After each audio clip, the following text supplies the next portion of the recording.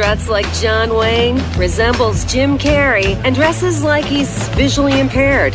Because he is. Insight with Mark Farrell on the Progressive Radio Network.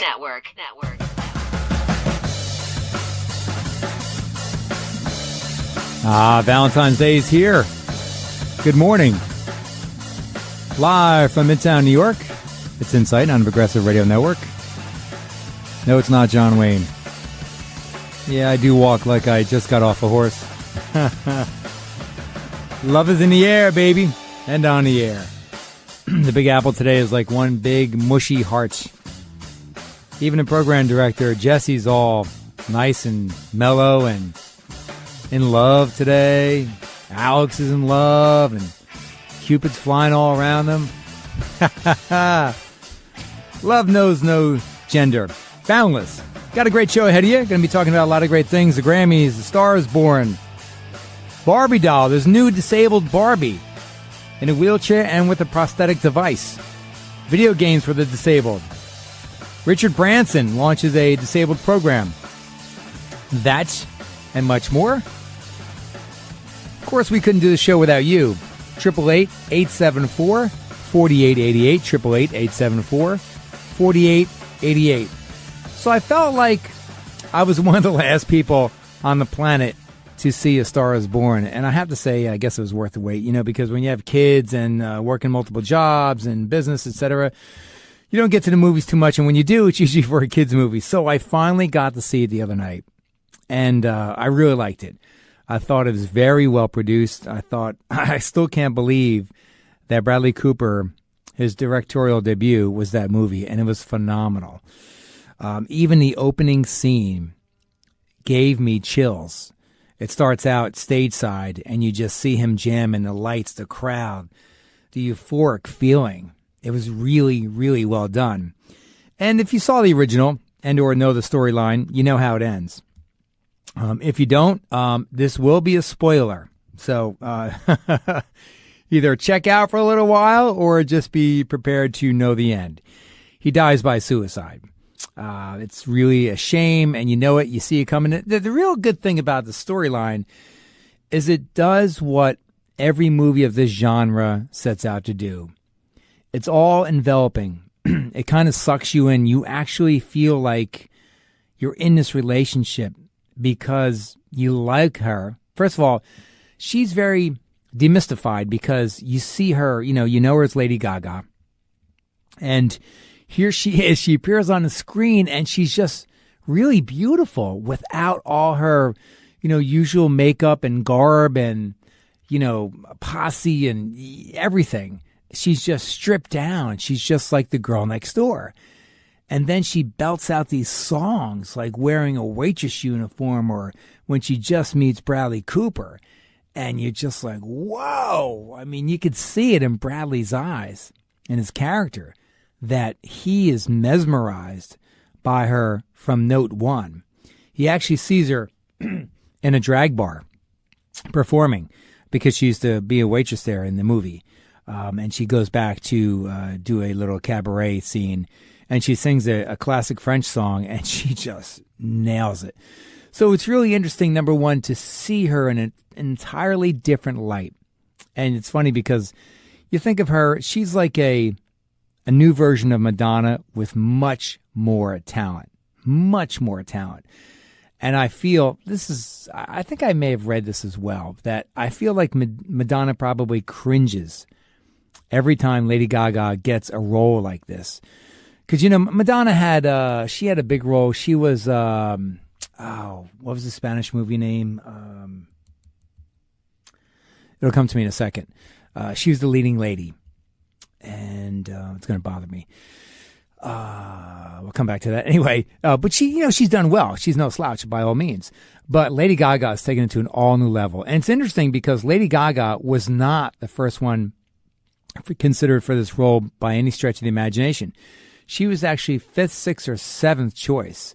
And Bradley Cooper was one of the original choices, and he was approached back in, I want to say 2011 or 2009, and he said he's not ready. Evita was the movie that she was in, and she really knocked it out of the park for her. I mean, I think I think that Lady Gaga has much better acting chops, but Madonna was good in that role because that's kind of suited her. A woman of mystique, prestige, and what's another word I'm looking for?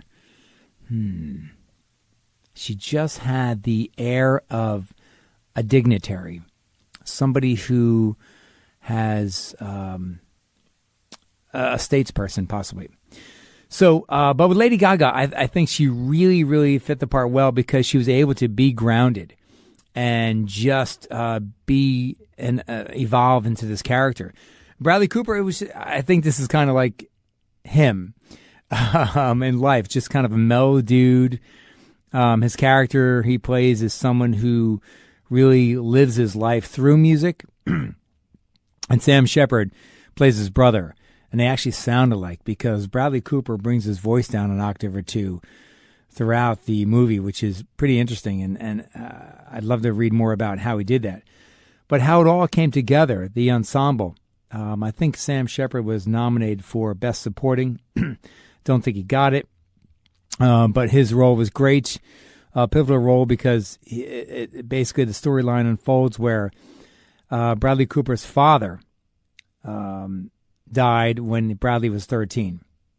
And so he was raised essentially by his brother, Sam Shepard, who played the character of his brother. And so when Bradley Cooper is basically schnockered, falling down drunk, wetting himself, peeing himself, his brother helps out. And he's there for him again and again. And he tells a story, actually. I laugh about it because I actually laugh about it in the movie, where he goes to a rehab, where the final straw kind of brought down Lady Gaga, her character's career. So he goes away, and he's talking to a psychologist or a member of the facility where he's staying. And he said, yeah, you know, I tried to take my life once when he was at a really young age. I think 13 or 14, the character, not Bradley Cooper. And he said, I put something around a ceiling fan, and it just came crashing down on me. And it was a hysterical scene because both of them just really relate and find humor in the darkness. And it was a great scene. And unfortunately, that's how the movie ends. Close to the ending is where Bradley is met by Lady Gaga's manager and basically derails him. He's just out of rehab and basically says to him, listen, you're drinking water right now. It's only going to be a matter of time before you slip and you're going to end her career. So, you know, it really sends him for a loop. And that's it. He can't deal. Whatever was light glue, rubber bands, whatever paper clips were holding him together, that was it. He couldn't survive. And it's sad because it's very reflective of a lot of situations, scenarios in society for people. And I'm going to play a clip momentarily that kind of signifies how important the film is for Lady Gaga. And certainly I found the film to be very entertaining. Number one, I love music. I love live music. I love the whole atmosphere of, I did live sound for years.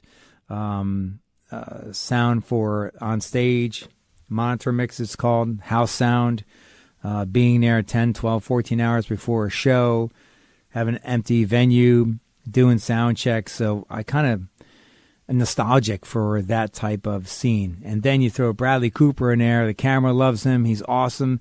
His singing was great. His guitar playing was pretty cool. So Willie Nelson's son, I forgot his first name, worked with him, and that's actually his band in the movie. So it's a tight band, and there's some really good music. He's got like 3 songs that are solo, Bradley, besides the Lady Gaga duets that he does. But I thought it was really well done. So this clip actually is from the Grammys, and this shows you how excited and how important this movie was to Lady Gaga, and more importantly, the message she conveys. 2. So we got here Shallow, Lady Gaga.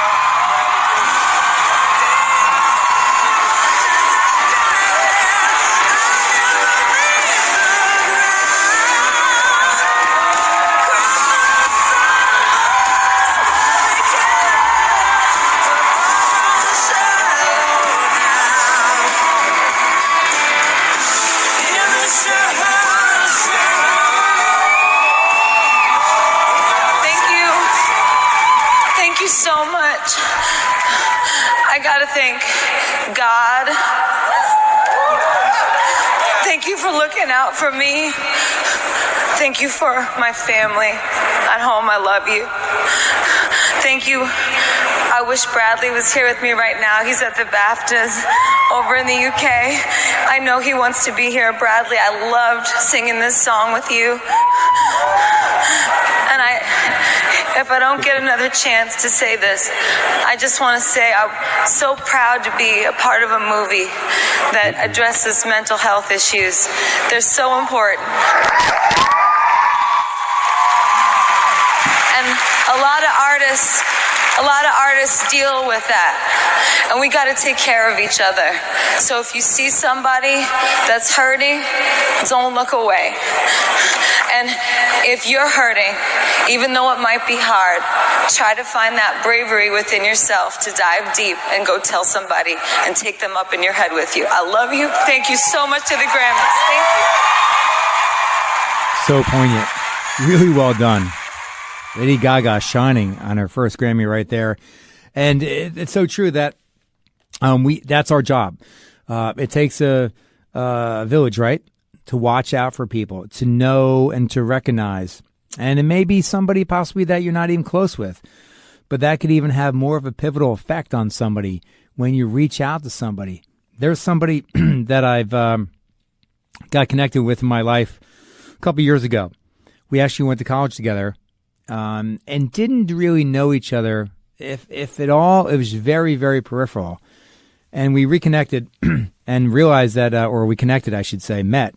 He actually came up to me after I gave a speech on mental health, mental illness for the state of New Jersey. And he came running up to me. Not running, I should say, walking, but it was very, very fast. I mean, I was off the last stage, the step on the stage.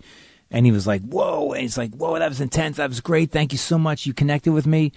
And we started talking. And a few minutes later, I realized that we both went to college together. He's like, oh, I went to William Paris. I'm like, wow. He's like, you look vaguely familiar.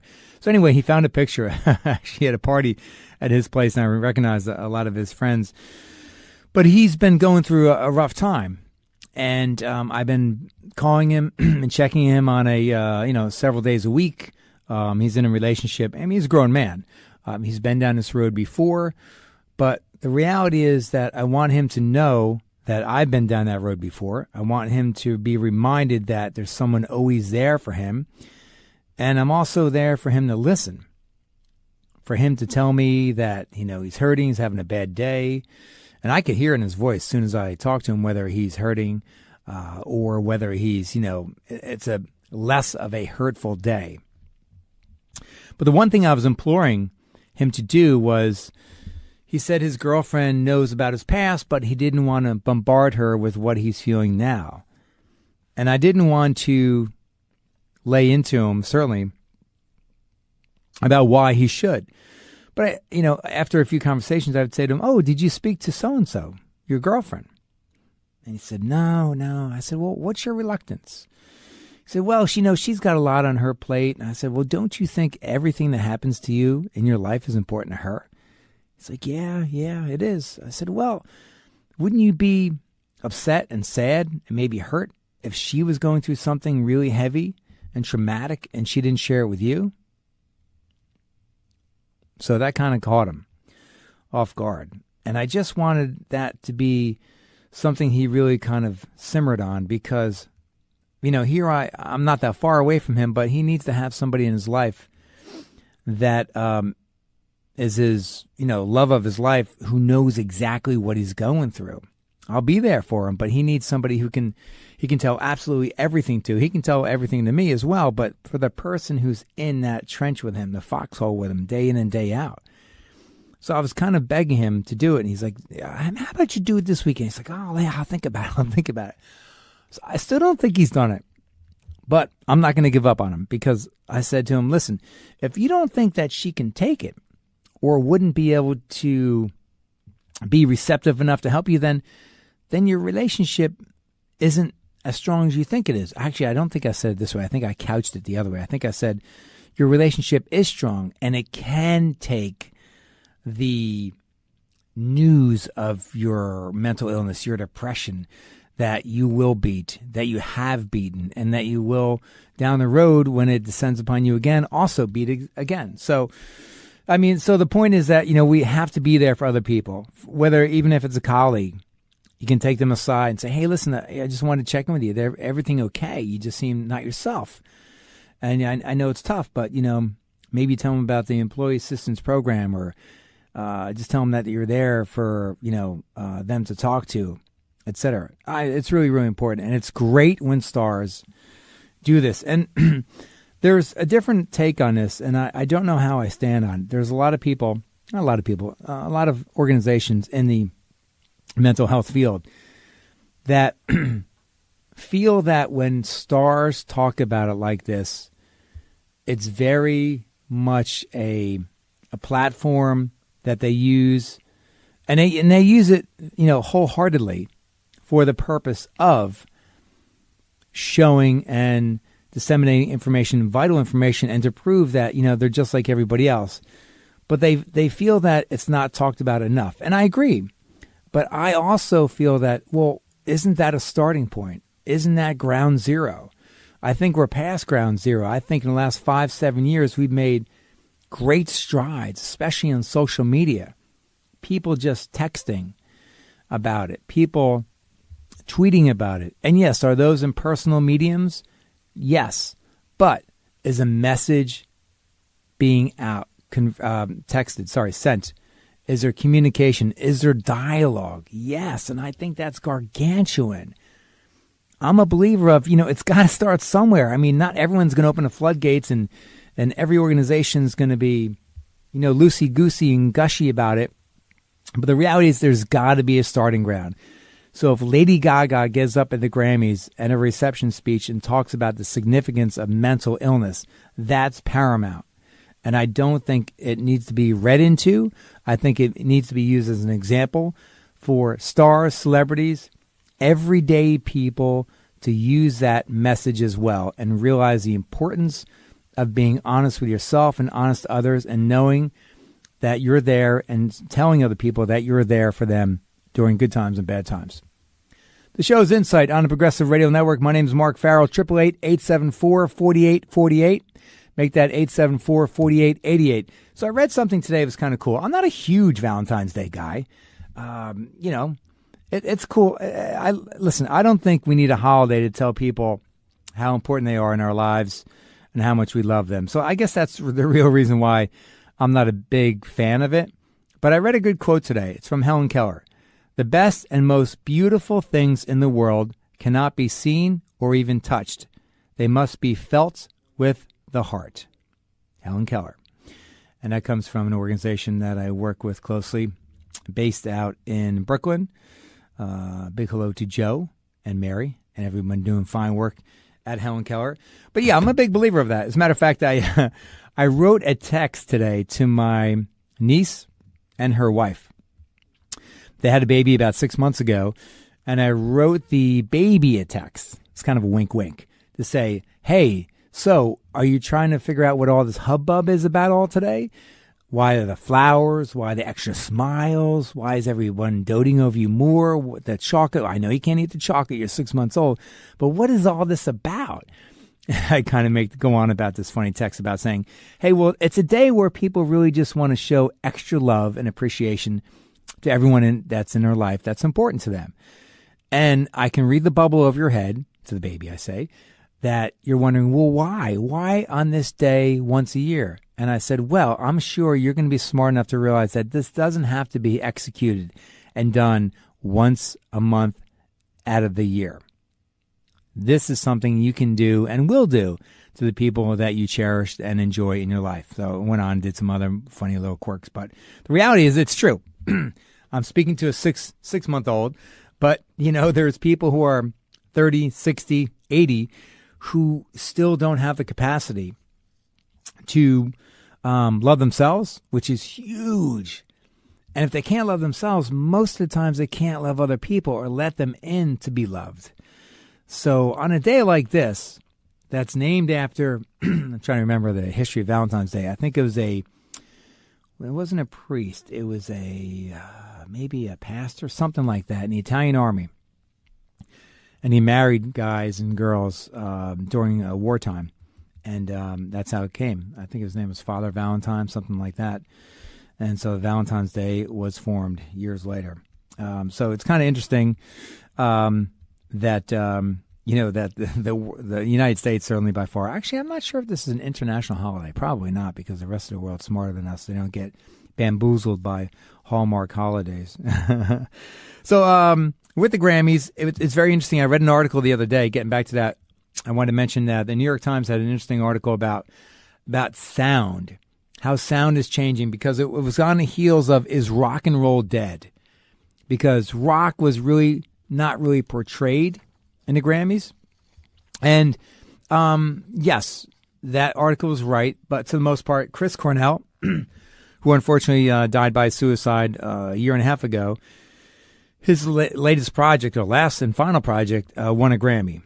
And his two children were the recipients. They took the award and were very, very well-spoken. And, that's a tough thing to do. Speak about your father who took his life. And there you are on the stage of the Grammys. And God bless them, because they did a great job. But Chris Cornell, certainly from Soundgarden, is a real big rocker. And you think about this. I work at another radio station. It's a classic rock station. And I said to them recently, we have to capitalize on this upcoming summer, because we have more classic rock icons on the road in 2019 than we'll ever have again, simply because, they're not going to be around. Paul McCartney, got the Who, the Stones, members of Queen, Foreigner. There's a lot of huge bands that are on tour this year. That's incredible. That they're not going to be around for that much longer. So I'm like, you guys got to capitalize on this. Make this. And I gave them a theme for the summer to really, because it would sound great on the radio. To think about all these stellar, iconic acts out and about. But the reality is, rock is not dead. It's not dead. Certainly, if you watch the Grammys, you'd be like, oh, okay, well, if I live in a Grammy fishbowl, yes, rock is dead. Yes, they did have Hot Chili Peppers playing with just forgot his name, and the song was okay. I'm not really a fan of Chili Peppers. Are good. They're a good band. We're not a fan of the song, but anyway, it's good to have them on, representative. But the article about the New York Times is talking about sound, the actual sound, how sound has changed, because there used to be peaks and highs in music, and a lot of modern music, the threshold has been raised. And there's a lot of, the backstory is essentially that there used to be audio specialists, engineers. They used to get hired just to make peaks in audio when it was analog, not digital. And then the advent of the digital platform, they raised in competition with each other, and also determining that people were listening mostly on their PCs when streaming started to happen, to raise the noise level, the threshold. So it was maybe -6 or -12 dB before. They raised the threshold to +3 or +4 decibels. So the peaks are less noticeable, where before the sonic sound was much more obvious. And so it's an interesting article. If you Google in the New York Times sound, how sound has changed, it'll come up. It came out, let me see, I read it, I think, on Sunday or Monday.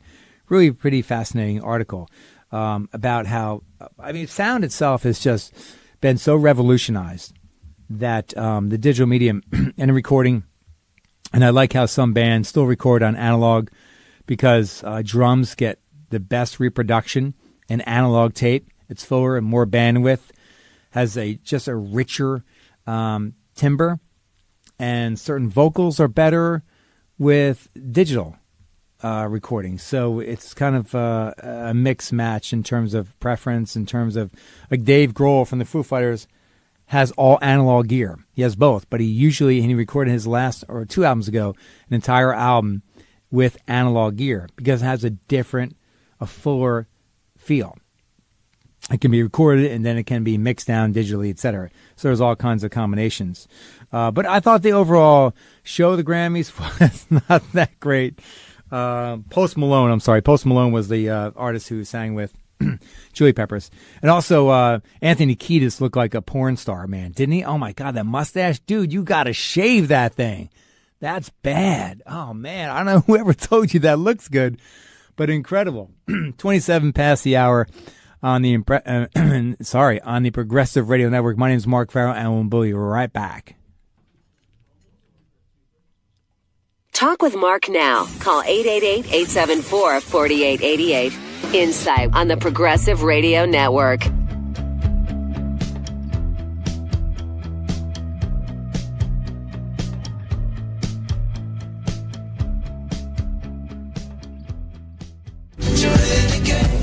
I'm Celia Farber. And I'm Christina Borgson. We're the hosts of a brand new show, The Whistleblower Newsroom, right here on PRN. This is a show for and about whistleblowers, and by us. Two investigative reporters brutally hammered for uncovering cover-ups and media corruption. This show is for whistleblowers who stand up for the truth and face devastating consequences, who document facts and risk their lives and livelihoods to bring those facts to the public. They come from all walks of life: government, science, journalism, academia, and many other fields. They'll be safe, warm, and welcome here on the Whistleblower Newsroom every Friday morning, 10 a.m., right here on PRN. Hi, this is Dr. Cheryl Selman, and I am the host of The Love Code. As a naturopathic doctor, psychotherapist, author, lecturer, and lifelong spiritual seeker, The Love Code is an opportunity to expand inspiration, transformation, and rejuvenation in your life. Every Saturday morning, I have inspiring conversations with people who are living extraordinary lives, dedicated to service, dedicated to healing, and dedicated to transforming consciousness on this planet. If you're ready for your dose of inspiration, transformation, and rejuvenation, then I invite you to join me every Saturday morning at 11 a.m. Eastern Time on The Love Code. See you there. Hey, it's Jesse, PRN Station Manager. I have an exciting announcement for our amazing listeners. PRN has a new voicemail line that will allow you to connect better with our hosts. If you can't listen live but have a question or comment for one of our hosts, just call 862-800-6805. That's 862-800-6805. This feature will allow your voice to be heard on your favorite PRN show. Thank you for listening to the Progressive Radio Network. Talk with Mark now. Call 888-874-4888. Insight on the Progressive Radio Network. And we're back. And it's still Valentine's Day. Oh, man. It hasn't slipped by yet. It's kind of doing something cute today. Which I do every Valentine's Day with my kids. We go out and buy this really, really incredible chocolate factory. It sounds like Willy Wonka's place near me. And they make fresh chocolates in abundance, like whatever you name, nonpareils. I mean, chocolate boats, boxes, like everything edible. It's just disgusting. It's just it's a chocolate lover's dream, that's for sure. Anyway, I go there and I buy some chocolates that are good for melting down. Melt them down.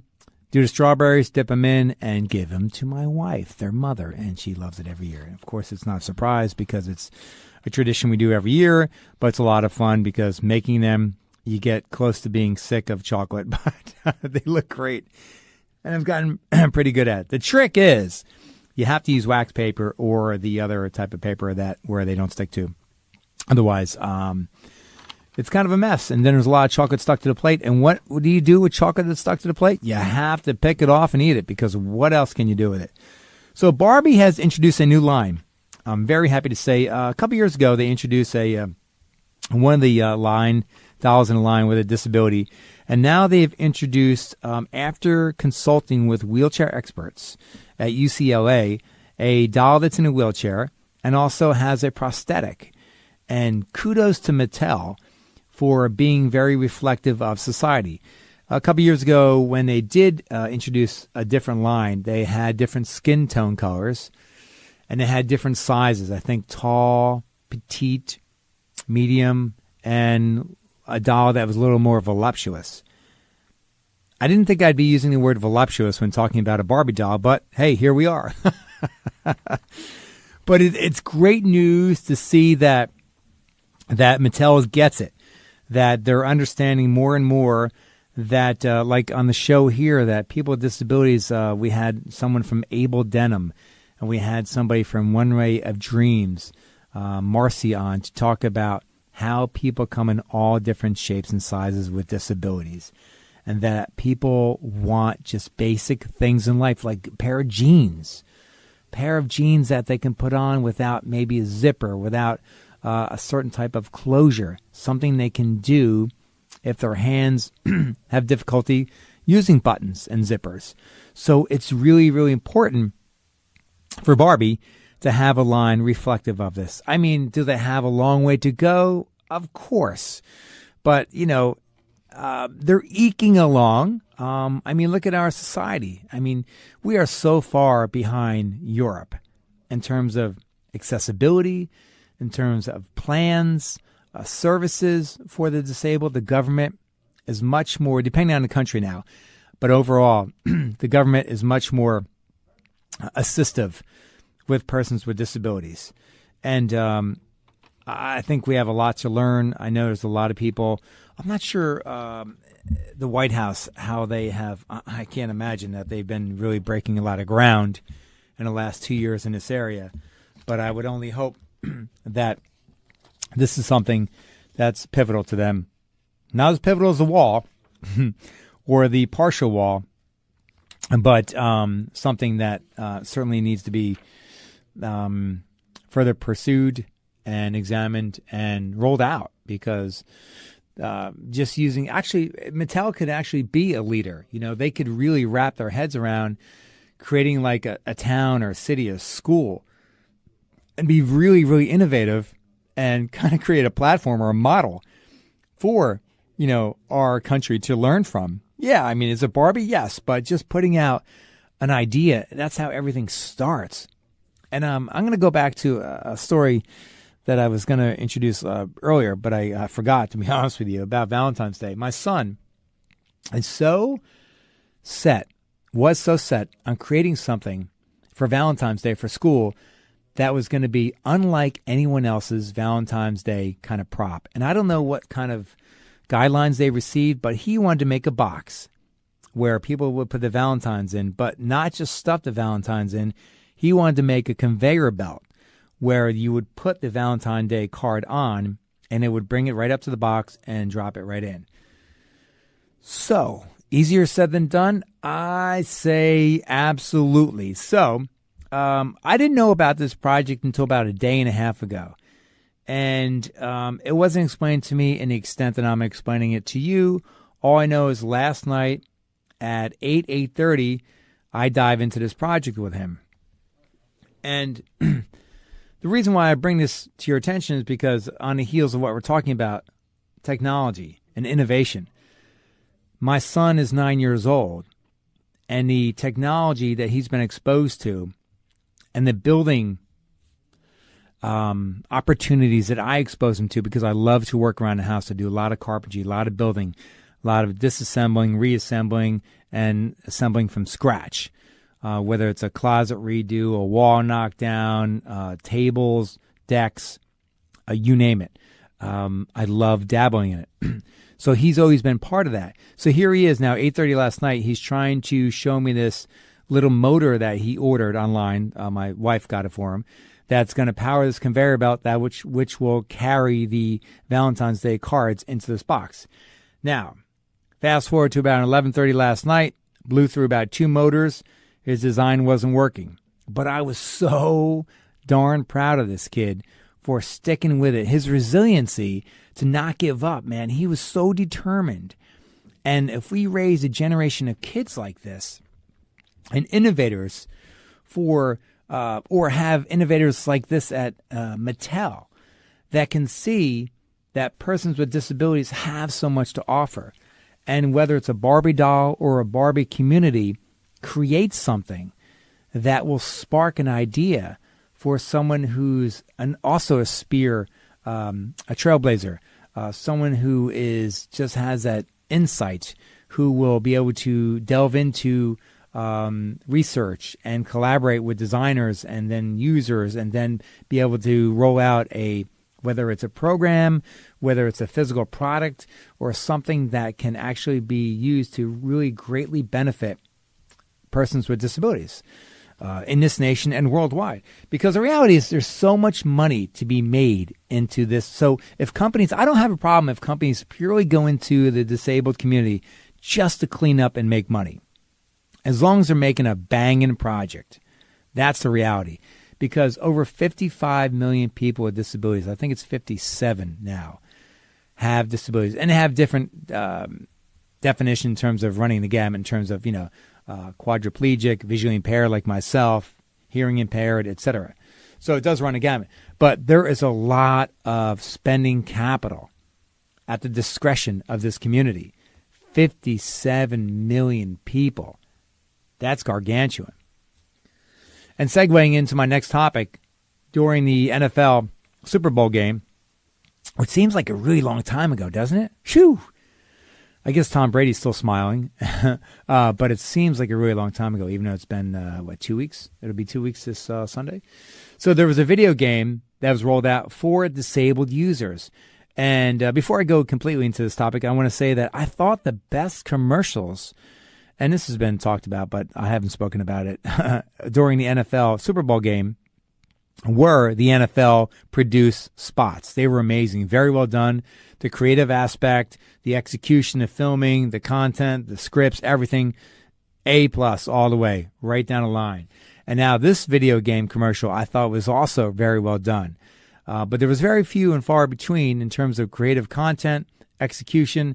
The one I thought for, I forget who it was, Amazon or something, with Harrison Ford, it was good, but it was way too long. As a matter of fact, when it came back to Harrison Ford, you're like, what?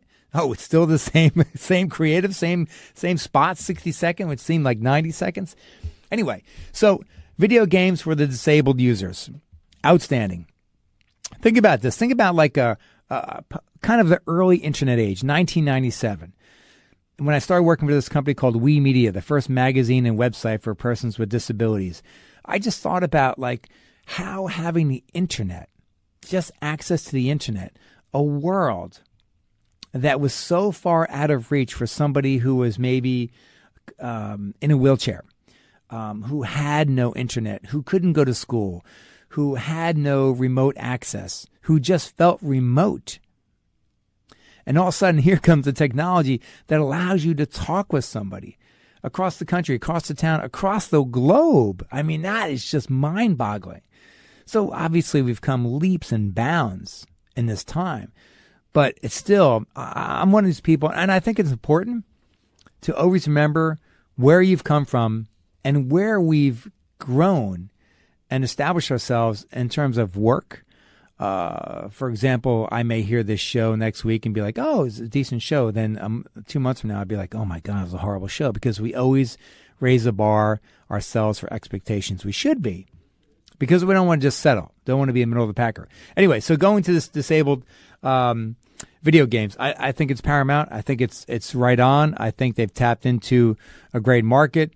Even for baby boomers, if they start getting into video games, I mean, that's a huge demographic that are going to need to be served. And I think disabled users with the video games certainly need to have the same opportunities, because the reality is there's so many gamers out there sitting on the couch in chairs for hours after hours that it's just a matter of time before they're going to become disabled. Their body's just going to break down, for crying out loud. As much time as they spend? Absolutely. So it's a great concept. I'm not into Fortnite and everything. My son tries to cajole me to play it. I'll sit there and watch him for a while. I'm just be like, how can you play this thing? It's so artificial. There's nothing real about this except for the dance move at the end, right? That everybody knows about. It's just something that I just can't relate to at all. And I don't know, maybe you can. Tell me what your perspective is on this. 888-874-4888, 888-874-4888. Also, I got an email the other day about someone who says to me, oh, so what do you speak about? Because at the end of the show, I talk quickly about different talks that I give. I give talks at schools, K through 8, high school, and college, and corporate. So it depends on, say, a corporate talk. I talk about overcoming adversity. And the kind of the foothold is you can't be yourself when you're not feeling yourself.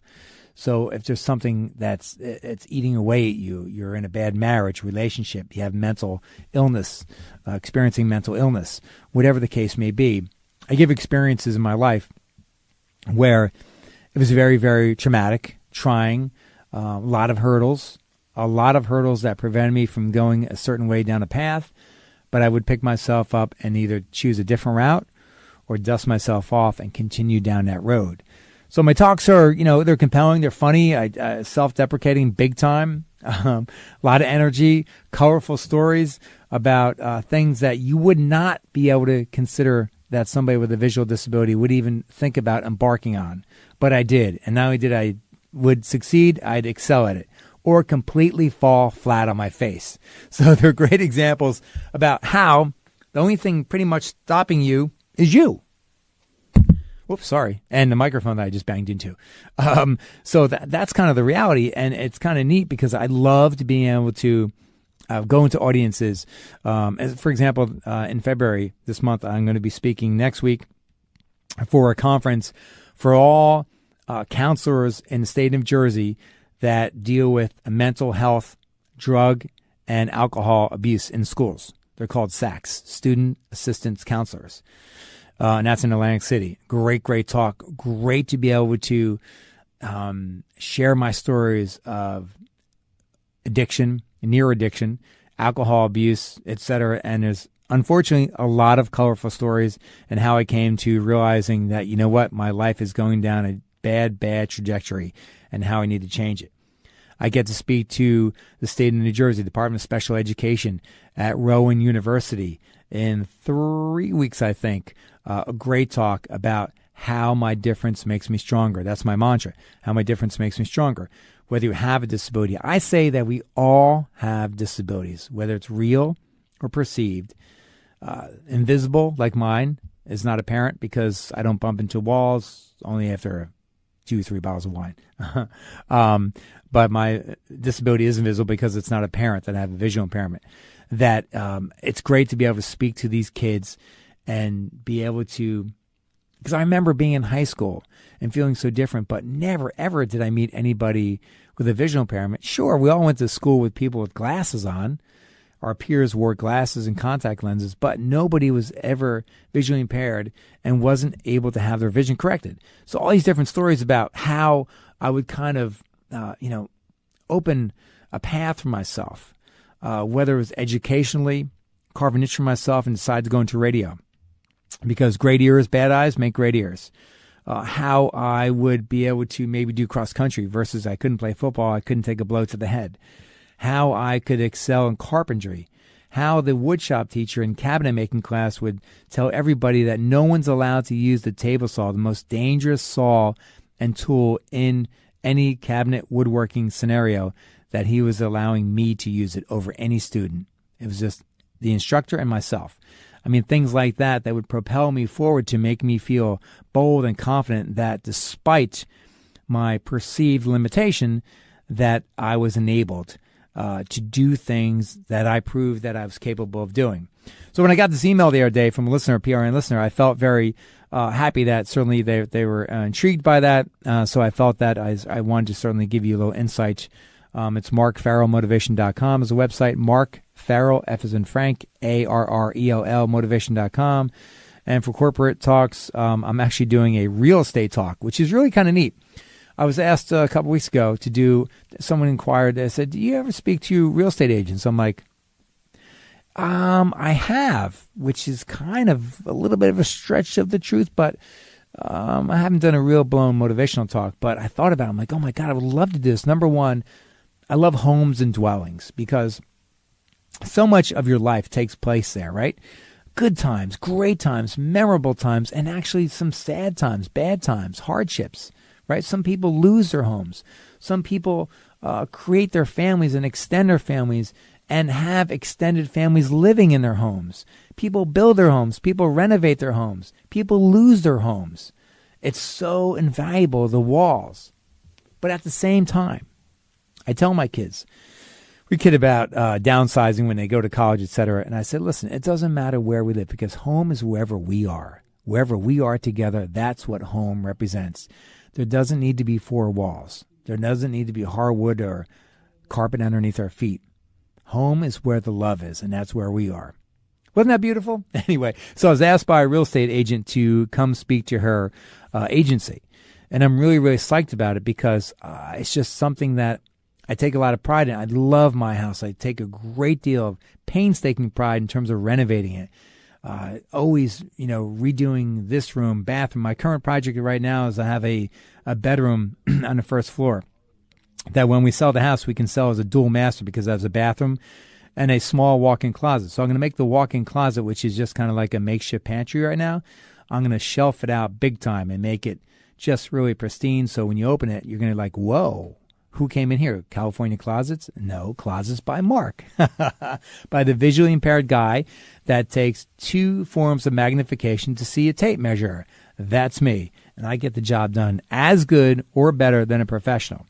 So the talks are great. So, I mean, they're fulfilling, they're compelling, they're insightful, they're empowering, that people leave and they feel emboldened. They feel confident.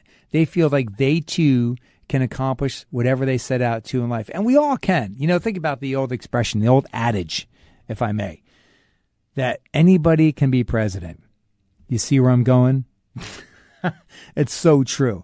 Case in point, Donald Trump, president? Whoa, really? So, we're totally in for a crazy, crazy race. And I'm not going to go on a tangent about this, but the next presidential race next year is going to be really, oh my God, you think the last one was ugly? Woo, everybody and their mother and brother and sister and grandfather and redheaded stepbrother is going to be running in this race. So anyway, if you would like me to speak at your school, college, or corporation, or you have an inquiry, please email me at mark@markfarrellmotivation.com, mark@markfarrellmotivation.com. Phone number is 201-344-7138, 201-344-7138. I'm based in the New York area, but I have not traveled out of the States for a talk, but happy to. Especially if you're in Costa Rica, because I'm dying to go back there. Europe, hey, bring it on, man. Anyway, it's 49 minutes past the hour in New York City. Hope you're having a great day wherever you are, and I hope that Valentine's Day is not one of those days that kind of makes you feel dejected, because it can have that impact on you. I got a buddy of mine who recently separated with his wife, and that I'm sure this is not going to be an easy day for him, but if I get to speak to him today, I'm going to be like, listen, you had some good times, but you only had a few of them. You had some really, really rough times with this woman. So think about that if you feel dejected. I remember being single and going out on Valentine's Day and being like, this is the best day in the world to go out, because there's no guessing game about if a girl is single or not. If she's single, she's out with her girlfriends or alone on Valentine's Day. That is a dead set clue that she is totally available, right? So I did some of my best former work on Valentine's Day because they were easy marks. And I sound like an asshole because I was an asshole back then, because I used to be a womanizer. Yeah, exactly. I used to just be like, oh, all right, well, she's cute. Oh, I'm going to talk to her, buy a few drinks, and one thing will lead to another or not. But on Valentine's Day, I always got a kick out of going, because you'd be like, oh, well, obviously she's out, so she can't be in a relationship because her boyfriend's not with her, or maybe that's her girlfriend, and I sometimes would have to find out that way. But it's always kind of an interesting night to go out. Tonight we're going to be going out with the family. A real romantic dinner for 4. But that's okay. It's something that's it's important to me, certainly as a father and a husband. But it's kind of interesting how times have changed, right? How have times changed for you? Did you just get out of college? Are you going for your graduate degree? You just finished high school and you moved across country to get away from everywhere and have a brand new start. Are things working out for you? Are things different for you? Are you in a relationship that you never thought or dreamed that would be so fulfilling and so enriching? All these things are kind of interesting about how we age, right? There's no roadmap in life. There's no crystal ball to find out that, for example, there is a company in New York City here that owns multiple radio stations, and one of them was sold or will be sold. And they'll be flipping formats, and unfortunately, a lot of people will be out of work. So I've been there twice. Fortunately, I was rehired by the company twice because they like to have to start the clock over again on most employees. But, it's loss of a job is, a major setback in life, not only monetarily, but can be something that, you have to re-navigate. You have to re-question or question everything that you're doing in life. Is this the right industry for me? Is this something that's happened to me before? Is this a time for reinvention? There's so many different things that happen in life that, we can't predict. Well, when you're in radio, you kind of know that you're going to be sent to the curb. It's just a matter of time, because the old expression adage is the kind of radio, if you haven't been fired in radio, you haven't worked in radio long enough. And also the reality in radio, the first things I learned in terms of a real lesson in radio is that there's 50 people in radio, 50 people in radio, because it seems like they just go around and around and around. I've worked with so many different salespeople in radio, so many different program directors, so many different general managers. In my, 21 years, I've had close to 12 or 14 program directors. That's a lot of program directors in that amount of time, in that span of time. That's averaging a year and change, year and a half-ish, not even. It's crazy. So it's a great medium. And, the work environment or the industries overall in a collective macro sense have changed because the world has changed. Our behaviors have changed. And when you think about a company like Amazon or Apple that can really change the way we behave on a daily basis, that is something of gargantuan nature. To reinvent how someone listens to something, views something, finds information, publishes information, whether it's credible or not, lives their life, bases their life, good or not, is just still hard to wrap your mind around in this day and age, that something has evolved that was created 10 years ago can have such a immeasurable effect on a society, societies worldwide, and how things can feel like the world was so gargantuan before has been feels like it's been reduced, it's been shrunk to a fact where the world doesn't feel as immense as it did, 10, 15 years ago. But the fact that the businesses and industries have evolved or devolved, depending on the case, drastically in the last decade is mind-boggling. It really is. Hope I didn't bum you out. Well, only if you work in radio. I tell you, it's pretty funny when you see a movie like A Star Is Born and you're like, oh my God, it'd be great to be an actor, but that's got to be a really tough gig. Think about, all the stars that are out there, but the tens of thousands, hundreds of thousands of people who just don't make it. That's a tough gig. Man, to go after audition after audition after audition. Man, I don't know. I think radio is a little bit safer. It's been a lot of fun today. We've covered a lot of ground. Hope Valentine's Day is whatever it is you want it to be. Check out the movie Star Is Born. My homework for myself is to see the Queen movie. And report back to you. Always special thanks to you for listening. Check you out next Thursday. My name's Mark Farrell. Enjoy. Insight with Mark Farrell. Check out this and all Insight shows on the Insight page at prn.fm. prn.fm. Have Mark speak at your company, your kid's school or college. Mark speaks on critical topics that affect kids and adults everywhere, from anti-bullying, mental health, drugs, and alcohol to overcoming adversity. Visit markfarrellmotivation.com for more info. Insight, Thursday mornings at 11 on the Progressive Radio Network.